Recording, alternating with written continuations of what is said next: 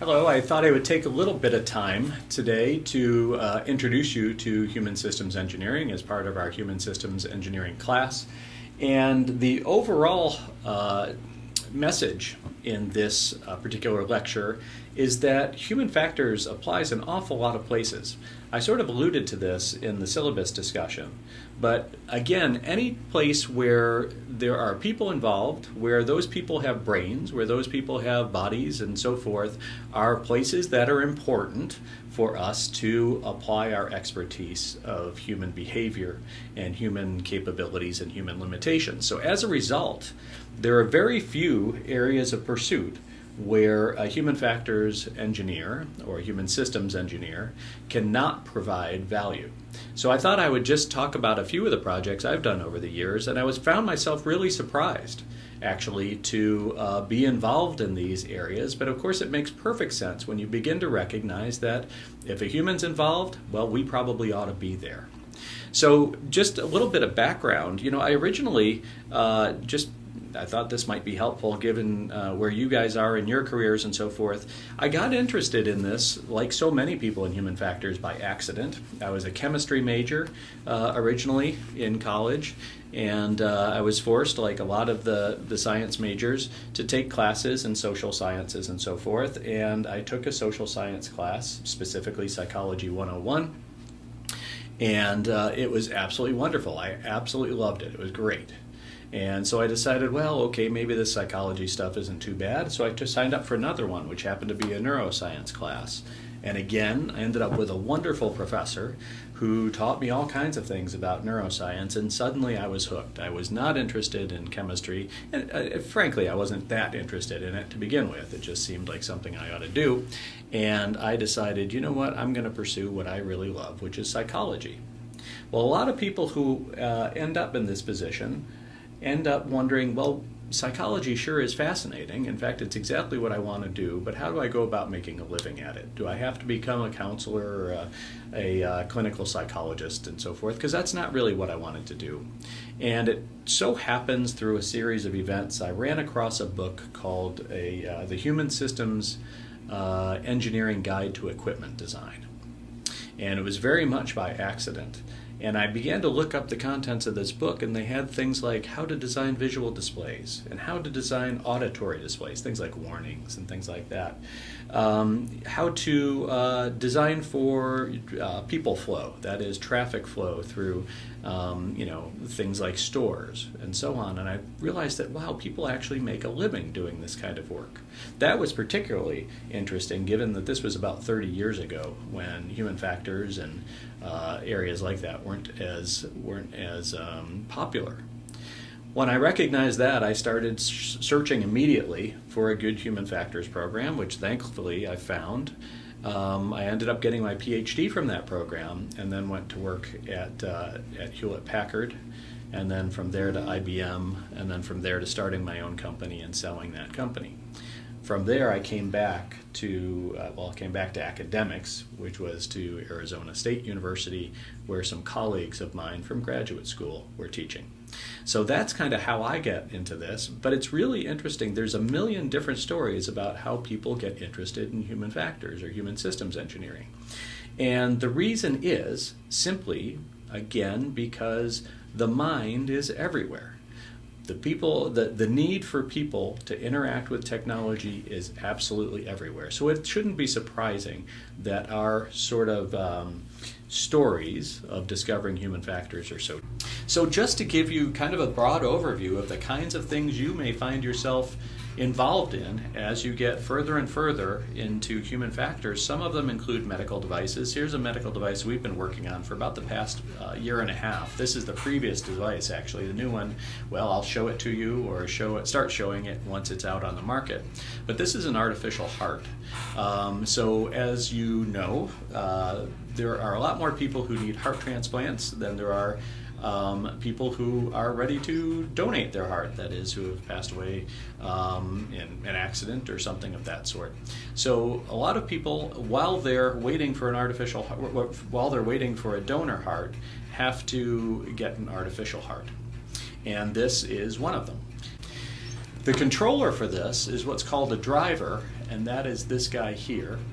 And basically what's happened is over time this technology has been able to get smaller and smaller. So the smallest it is right now is about 13.5 pounds, which enables people to go home with their new heart and weight and so forth. It's enabled them to do things like run 5K races. It's enabled them to do things like go mountain biking and hunting and all kinds of other things. But there are still problems with it. It's still too big. The user interface for the actual patient is not great, as you can see up here. It doesn't provide the right amount of information, and the information provided to the clinician isn't as good and is displayed as well as it could be. So we're working on redesigning that. In addition, there's a really critical component here where, whoops, I didn't mean to do that. That's my next example. There's a critical component here where sometimes you need to actually swap your driver. That is, use a new driver and put this one to rest because we're having trouble with this one. When you do that, that is kind of a hot swap. And what I mean by that is you actually pull this thing out and quickly transfer it, really quickly transfer it to the other driver. During that period, while you're doing that, your heart has stopped. So during that part, you have no heartbeat. So you want that to be as quickly as possible. And it had to happen as quickly as possible. And typically, it's the care provider who's doing this, or the care giver who's doing this, which is usually the person's spouse. It could be their parent if it's a kid, etc. So it's an incredibly emotional and scary thing. And you can imagine, during that period of time, the person is kind of functionally dead. So we want that transition to be as quick as possible. That seems like a really important place for a person who's an expert in human factors or an expert in human behavior to apply their wares. So that's a medical product. That's life and death. But frankly, people use their brains in all kinds of places. So here's another place. If you're out tooling around in your all-terrain vehicle, what we call a side-by-side, a lot of these side-by-sides nowadays, starting in about 2017, have infotainment systems in there. That way you can keep track of where your buddies are when you're out on the trails and all kinds of things. So we've done an awful lot of work with groups who make these all-terrain vehicles and usability testing these all-terrain vehicles, especially infotainment systems, which, by the way, is pretty difficult to do because you're doing this as you're driving and you're bouncing around, and it's great fun, don't get me wrong, but it can be difficult to collect data in this environment. But the fact is, here's another project where we're working on the design of endoscopes. Problems we had, and the organization came to me, actually it was the Veterans Affairs organization came to me, and they said, well, Russ, recently we had to send out 12,000 letters to veterans.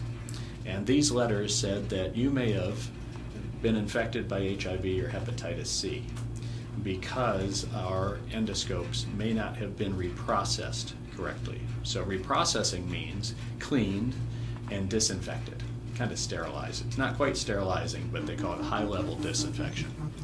And the reason was simply as we went through and did our analysis of this, it required 202 separate steps that people needed to conduct. The likelihood of screwing up one of those 202 steps was pretty.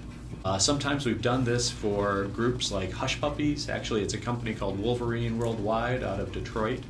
And Wolverine was interested in understanding how people sort of shopped for shoes and so forth. And one of the things we learned in sort of contextual research, or what we call ethnographic research, watching people in their natural habitats, was as the sales person at the shoe store would go back to the storeroom, they would have to go through this big stack of boxes and find the one they wanted and the size they wanted, and they would have to pull on that box, get their hands in between the two boxes and pull on them, and you had a good chance of the things falling on your head. And one of the things we realized was, well, why not just include something like this little divot here, and it's a hole, basically. You put your finger inside there so you got something to grasp onto, and you can pull it quickly, and these things don't come down on your head, they just flop down. And now that's actually a pretty common practice, but then it was the first time it had ever been done before. Sometime after that, Nike picked up on it, and others, and I'm glad they did. Done if there weren't people who focused on human behavior, actually there observing and understanding how people were using their products and how people were conducting their processes. You've probably seen these in bathrooms. This is something we did for Georgia Pacific some time ago, and you can see there's a number of key interesting parts of this. One is you put your hands in front of it so that you don't have to touch anything. You'll notice up here, based on our observational research and work and so forth, that the person who actually replenishes these things can look and see pretty easily how much is left. So that means they can detect, without having to open it or anything of that sort, whether they need to refill it or not, which is pretty important and saves a lot of money, especially in large organizations and large facilities like airports and so on. We show Hush Puppies again. You find yourself doing this in more immediate kinds of medical devices. This is an external defibrillator, what we call an AED, automatic external defibrillator, and you'll see these in airports and public spaces all around the country. And this is one made by Agilent, that was our client. And the most important part was if somebody goes into ventricular fibrillation, basically has a heart attack, their heart stops beating, you want to be able to shock them back into sinus rhythm. And the most important part about this was you don't want to be reading instructions when this is the case. So this actually, there's 3 steps to it, and the thing actually talks you through it verbally, and you administer the shock. It's really easy to do and did beautifully in our usability tests, and was the reason it's been adopted in so many places. There's all kinds of warehouse equipment. This is things for pacemakers and defibrillators. Even things like packaging depend on people with backgrounds in human systems engineering and in psychology. So this is some work we did for Ben & Jerry's some time back, and the key was finding out what was the type of packaging that will capture people's attention and make them most likely to buy.